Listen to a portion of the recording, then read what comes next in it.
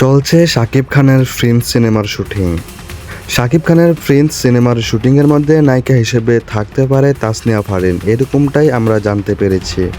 জানা গেছে খুব তাড়াতাড়ি শুটিং শেষ হয়ে যাবে প্রিন্স সিনেমার। খুব দ্রুতই শুটিং কাজ চলতেছে প্রিন্স সিনেমার শাকিব খান এবং তাসনিয়া ফারিনের।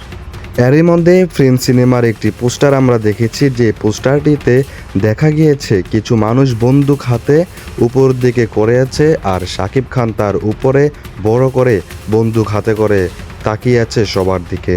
এবং নিচে কিছু লেখা দেওয়া আছে, যেটা লেখা আছে যে once upon A time of Dhaka. এই সিনেমার যখন ফার্স্ট লুক এবং সেকেন্ড লুকগুলো যখন আসবে, তখন আমরা আইডিয়া করতে পারি এই সিনেমাটি কতটা কঠিন হতে যাচ্ছে, কতটা ভয়ঙ্কর হতে যাচ্ছে।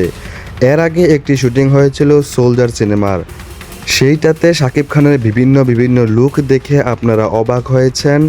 এখন প্রিন্স সিনেমার শুটিং চলতেছে, সেইটাতেও বিভিন্ন লুক দেখা যেতে পারে শাকিব খানের।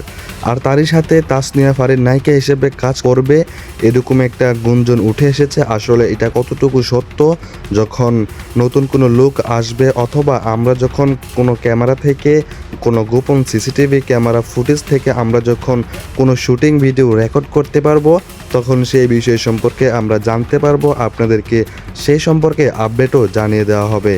শাকিব খানের প্রিন্স সিনেমাটি খুব সম্ভবত ঢাকা শহরের কোনো একটা কাহিনী নিয়ে, কোনো একটা ঘটনা নিয়ে হতে পারে।